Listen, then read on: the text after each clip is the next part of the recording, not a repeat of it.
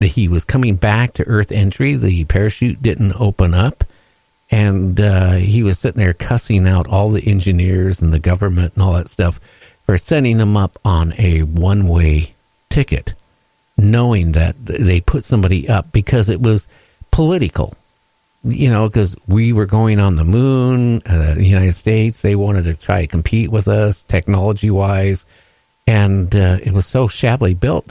When it did come down to Earth, the guy turned into a puddle. That was all that was left of him.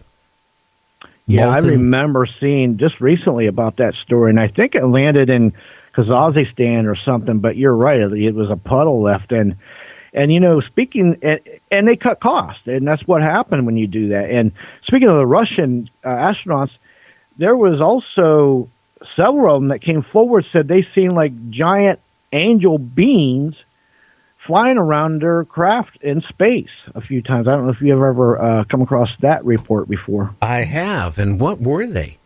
Now, they don't. That's the thing. Were they angels, or were they aliens projecting to be angels, or were they hallucinating from lack of oxygen? Yeah, they don't. Now that's what the Russian government said, that they were all mass hallucination, which I don't know.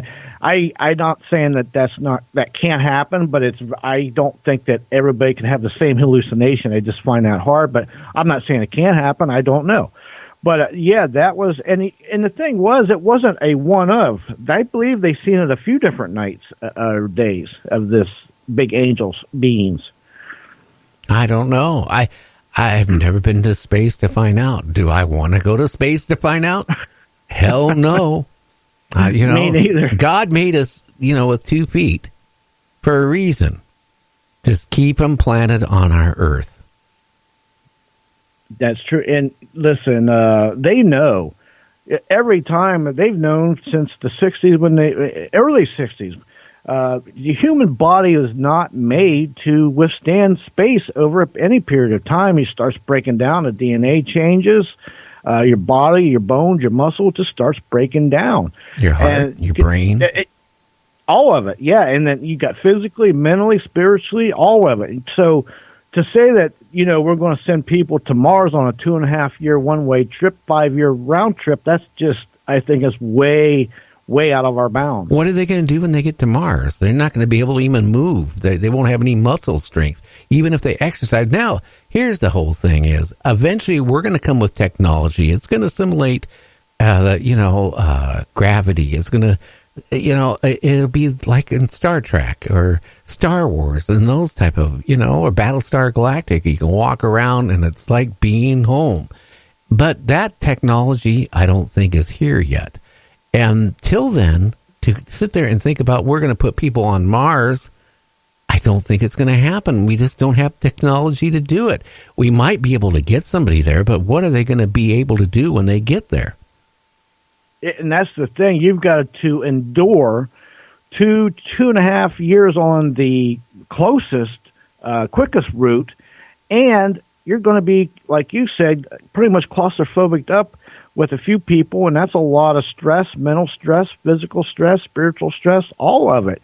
And it just doesn't seem like it's going to work out at all. Yeah, can you imagine drinking urine that's been recycled over and over again?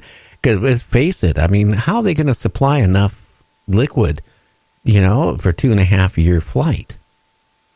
Yeah, and I have a problem drinking my own, much less my cohorts. And then, as far as creating that gravity, yeah, you could create, or, where you exercise and keep from your bones and muscles from breaking down. But the thing is, you'd have to be pretty much exercising 24 hours a day, and that's not very feasible either. Well, if they could simulate Earth's gravity on a spaceship, okay, then I don't think you're going to have everything start breaking down. It's the lack of gravity and that is causing the problem. Let's face it, when you swallow in space, it doesn't go down. You have to use your muscles to bring the food down. Oh, wow. I never thought about that. Yeah, so if you sit there and take an aspirin, right, when you're up in the space shuttle, guess what? Or when you are in one of the capsules, the Apollo capsules, if you want to take an aspirin, I'm just using this as a metaphor. that you take it and put it in your mouth and try swallowing it. It's not going to go down. That makes me also, when you just said that, your vascular system, because your heart, I would think, would have to work a little harder to get your blood going through all your system. And it does. And I could see, and I could see where if you're not really working it and moving out, that you could probably end up having body parts like you mentioned with the bodybuilders dying. Oh, yeah, things like that. Could you imagine, having to pee in whatever device you have to pee in, right, in one of the capsules or whatever? Could you imagine if you miscalculated, you'd have this stuff floating around in the capsule? I tell you one thing, that would be one place that you could play some really bad practical jokes on your sleeping astronaut beside you. I don't know. My goodness. Oh, yeah. Hey, George, give me that Milky Way. It's just floating there. Hey, George, Jim, wait a minute. George, please give me that Milky Way. No, you don't want that. That's not a buffalo chip. I mean, it's something like a buffalo chip. How's that? Yeah. I always say, when in space, beware the Snickers bar that's not wrapped. Yes. Don't eat it. Yeah. I don't know. I think they should do is, if they can teach rats to drive cars, they can certainly send rats to Mars. Yeah, but I don't think they'd make it. I think they would turn on each other too, and yeah, they'd eat each other, wouldn't they? They would, because they do that here, and just for the sport of it, much less going crazy and doing it. But I don't know what the answer is. I just don't see it being very feasible for us to do it, not in the near future. And I can remember, Gary, 20 years ago, they were saying by 2020 we're going to be on Mars. And I was like, yeah, right. We haven't even been to the moon for 50 years. And why we quit that, by the way? I got a funny feeling we were told to get the hell off of somebody's property. That very well could be. I do know that when they dropped on the first Apollo, I think it was the first, maybe the second one, but they dropped the boosters from when they were ready to leave, and they were up above the moon, and when it hit, that made it echo and ring for like an hour, like it was hollow, the moon. Well, maybe it is. I mean, there's some weird speculations that the moon is not a planet, created like a planet, that it is hollow. It is a spaceship. It was brought here to monitor Earth, and aliens are in it. Well, who knows? Maybe that's the case. Maybe. We don't know. But I can tell you, when they landed on the moon, I can just remember what some of the astronauts were saying. Look at those ships. They're bigger than anything we have. Look at the technology. Yeah. We don't have technology like that. And they sure did. Yeah, that would have been scary. That's right. You're absolutely right. Matter of fact, I think because I heard that segment, they were on a crater or looking over a crater. Oh yeah. And I don't remember which astronaut it was, but he said pretty much what you just said, and NASA tried to cut it off. Buzz said that there were UFOs or spaceships that weren't earthly on the moon. Okay, yeah. That's why he gave Trump a dirty look when Trump had a bunch of these astronauts and was congratulating them.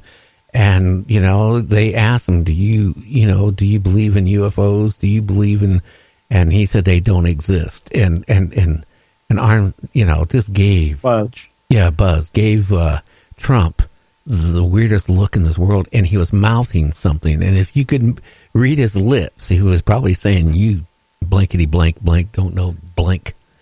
And he was like, if you look at that clip, video clip of they had the cameras right on his face. I mean, his eyes almost popped out of his head, and it looked like he was swearing for a minute. He was so animated. He actually double taked. His eyes about came out, and he was really. Listen, if there was a such thing as reading body language, that guy was shouting. It was classic. Yeah. Well, tonight we're going to be talking about, ghost hunting, which we haven't really done for a long time on this show. No, we haven't. And Darren Dykhouse, I seen part of his bio. He does a lot of work with the ITC boxes and spirit communications. So I guess we're going to find out a little bit about that. Yeah, we both can interview him on that and, get some information. And then tomorrow, we're going to be talking about UFOs again. It seems like we talk about UFOs awful lot. Have you ever noticed that? We do. We do. Well, we talk about all aspects of paranormal, but we have probably 3 nights a week, I'd say, on the average, of people, guests that are into UFOs or abductions. And then once a week, we have a cryptids, and then we're starting to get in some ghost hunting stuff. So it's getting mixed around pretty good. But, yeah, we do hear a lot of UFO stuff. But, I mean, I'm going to tell you something. I'm out there every day researching, collecting reports, looking stuff over, and I'm telling you, the rise on sightings of UFOs and abductions is, I think, at an all-time high. No, I think it is what it is that people are more aware now that UFOs possibly could exist. So they're now, instead of looking at their cell phones, right, they're looking up in the sky. But that's probably why we're getting some. And then you got people, coming out of their broom closet and saying, you know what, I saw a UFO. Because they were scared to say about it, before, because they were scared what their neighbors, their employer, their work, people they work with would think about them, let alone their mother-in-law. So, I mean, but people are coming out now and saying that all this, I was abducted, or, I saw a UFO when I was a kid. I mean, you're hearing all these stories, and I tell you, it's a lot of them. And some of them are darn right scary. They are. And this day and age also, you can compare today to 20 years ago, 30 years ago. Today, everybody's got some kind of a communication device, a camera, a recorder. So the odds are that people are going to catch it. And I think it's more acceptable today than it was 30 years ago to talk about it, maybe report it in certain areas. So maybe that, helps with the spike. But I just think there's just more, I think they're just more active, more around, which I don't know if that's a sign of things to come. I don't know. Well, we'll all find out shortly. I got a funny feeling, disclosure, as you've been hearing from other people, that disclosure is around the corner. It's around the corner, but it never happens, okay? I look at a group of people here that I was associated with back about 10 months ago. They swore disclosure was right around the corner. Big disclosure. Nothing has broke. Nothing new other than the Navy coming out and said, yes, we have unidentified objects. But did they come out and say that these are from another solar system, another galaxy, or another universe of any kind? No, they just said it's unidentified. They left it open. And that's what the government does. Yeah, they don't commit all the way to something. They just kind of like put little thoughts in your head and let you fill in the little blanks, and they're not lying or wrong that way. But you're right. And I can remember back in the late 70s, early 80s, of this word disclosure or we're going to find out. And here it is almost 40 years later, and I'm still waiting. Yeah, guess what? When another 40 years old, when you are past your 70s, you'll be saying the same thing. I'll be long gone, but you know what? James will be saying, well, you know what? Tomorrow they're going to have disclosure. It'll never happen. And the only way it's going to happen is something crashes and a whole bunch of people see it that they can't, deny it. And of course, in that case, then you might risk a nuclear going off on that little city where that UFO crashes to eliminate the city. And then they can sit there and say, oh, that came from, an accident. But anyway, or it's time to take a break. And then we're going to have the wacky, not wacky news, Earth news and stuff from James. So stay tuned. You're listening to Night Dreams Talk Radio After Dark. I'm Gary. The other person is James Krischbaum. The other guy. The guy down the street.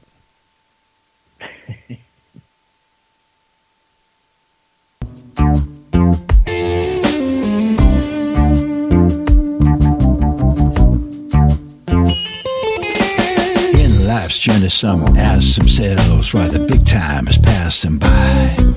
They want it all and they want it now. No need to wonder how or why. They decide to make a connection with the bearer of light from the other side. It's a self-centered new world reflection. It's a one-way ticket for a hell of a ride. They're making a deal.